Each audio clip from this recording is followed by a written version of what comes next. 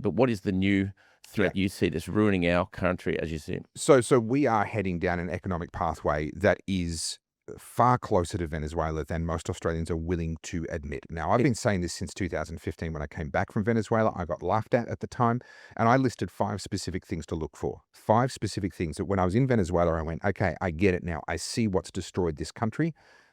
What's happening in Venezuela for the people that don't know? Okay. Yeah, fantastic. What are those 5 things? Okay, so in the 1990s, Venezuela was the wealthiest country per capita in South America, and has been among the wealthiest in the world for a long time. You go back to roughly when Australia was the wealthiest per capita in the world, about 120 odd years ago.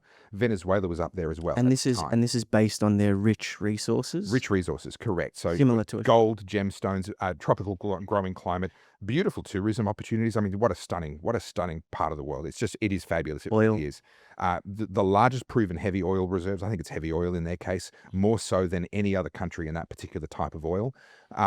They should be a fabulously wealthy country, and they were. The problem was that in 1999, I believe it was, they elected Hugo Chavez to be their president. Now, Hugo Chavez was a hardline Marxist. He was a revolutionary.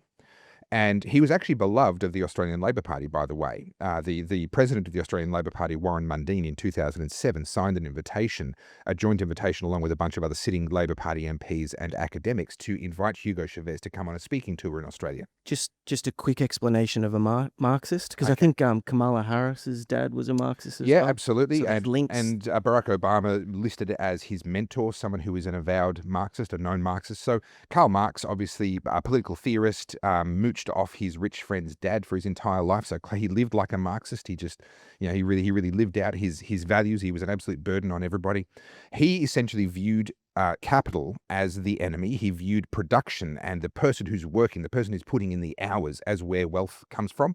He gave no real value to the organization of production. He gave no real value to the entrepreneurial aspect of having an idea, seeing a need, meeting a need. He placed no value on any of that. All of his value, in his opinion, all the value was created by the workers. So he viewed any wealthy non-worker as an exploiter. Anyone that could organize workers in a way that made more money and therefore made them rich, anyone that built up capital, was an enemy of the worker. His view was that if we just eat the rich, if we kill the capitalists and confiscate all the capital from them and redistribute it amongst the workers, we're going to create a workers' paradise where the capital belongs to them. Kind of what you're seeing from Bernie Sanders, AOC, all that stuff. That kind of stuff. All of what's happening in South Africa right now with the confiscation of the farms there, what happened in Zimbabwe under Robert Mugabe, what happened in Argentina, although they've just their story might have a happy ending, a rare thing, but we're watching a change there. And it's what happened in Venezuela. So Hugo Chavez came in and he immediately ramped up welfare. This is the first thing to look out for.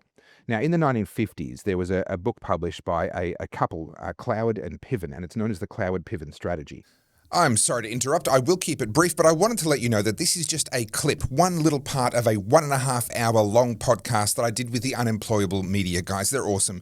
The podcast went really well. I've put the link in the description so that you can go and watch the entire podcast over on their channel. Now, they actually also offer things like business coaching and a bunch of other services, so check out all of what they've got to offer while you're over on their channel. But I also wanted to say thank you so much to everyone that supports me and gets behind me here at the Topher Project. It is only thanks to you guys that I can take my message out and on the road on other people's podcasts. Now, just to give you some idea of what goes on behind the scenes, I had to take 2 days out of my life in order to fly up to the Gold Coast, stay overnight in a hotel, paying my own airfares, my own hotel, my own meals, my own taxis, in order to be in studio with these guys in their Gold Coast-based studios and be able to do this 1.5 hour podcast with them. And then, of course, fly home to my family. I don't get paid to do any of that. The only way that it's possible for me to do it is thanks to those of you who have gotten behind my work here at the Topher Project. It's thanks to you that I can take that message and my learnings out to other platforms and reach other people's audiences. Now, of course, in time, I hope to branch out and be doing the same thing on international podcasts, but that's going to be even more expensive again. So you guys that are getting behind me and making it possible for me to keep doing the Topher Project, I'm really grateful. There are a couple of key ways that you can support me. One is to simply buy me a coffee. That's just making a donation via the Buy Me a Coffee button at topherfield.net. That ensures that I'm able to head out and do things like spending time on other people's podcasts, reaching new audiences and their audiences with my message. But also you can buy my merch, you can buy my books, Good People Break Bad Laws, which is all about civil disobedience, Good Christians Break Bad Laws, all about the theology of civil disobedience, as well as my multi-award-winning DVD, Battleground Melbourne, my t-shirts and my hoodies. I've got a range of different cool and I think pretty funny designs, and all of that helps me to be able to keep the Topher project going and to spend the time and the money that it takes to get out onto other people's podcasts and platforms as well, like what you're seeing here. So thank you so much to everyone that supports me. Now you can join in and also support me at topherfield.net and at goodpeoplebreakbadlaws.com. And now without further ado, let's get back to the Unemployables podcast. They were revolutionaries, or radicals as they were known at the time, and their ambition was to collapse capitalism so as to introduce Marxism. They wanted a full Marxist, a communist country. They wanted America to be a communist country. Their strategy was very simple. Increase welfare to the point that it's unsustainable and it collapses the whole economy. Then use the chaos that ensues to say capitalism has failed, we need Marxism. That's their strategy, that's their plan. And so the first thing that Nicolas Maduro did was he ramped up welfare to completely unsustainable levels. And there's two things you have to do. If you're from his point of view, from the cloud pivot strategy point of view, there's two things you have to do. You have to make sure that there are more people on the teat than not, so that they can never vote you out. Once you've crossed that threshold where 50% of the voting public depend on that welfare to make ends meet on a week-to-week or month-to-month basis, you're in. You're never getting kicked out again. And you have to ramp it up to the point where it's costing so much money that it's not sustainable economically. It will lead to a collapse of the economy because that's the cover by which you introduce your Marxism. Have we reached those? Very similar to things we've seen play out. Well, here in Australia, I did the maths 10 years ago, and it's gotten worse since then. If you add up everyone that depends on government money, it's more than 50% of Australian households. Now, I want to be clear about this. That's not depending on government welfare. That's depending on government money. That includes people whose salaries are government-funded salaries. But it also includes welfare and payments and people whose businesses rely on government contracts. Pretty much NDIS now is ramping that up massively. If you run a business, you're in the private sector, sure, but if your only client is government... And what that effectively does is give more control to government rather than less, right? Capitalism, while not perfect, has been the most successful system throughout history. Capitalism, and that puts control in private. Yeah, correct. Hands. Capitalism corrects itself better. Capitalism makes more mistakes, because there's more decisions being made. But the consequences of a bad decision rests on the person who made the bad decision, and that makes it very quickly self-correcting. The problem with Marxism is it's central planning. There are fewer decisions being made, so there are fewer mistakes. It can actually work for a while. People point to Nordic countries, so they've got massive welfare states. They're like, oh, well, that's working well. Now, they also happen to have a very unregulated productive sector as well. That's why they can afford that for a time. But ultimately, when mistakes get made, two things happen. Number one, the mistake is across the board. It's everywhere. And so there's no comparison possible.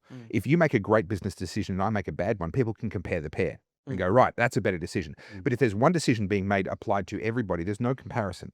And so you can't learn.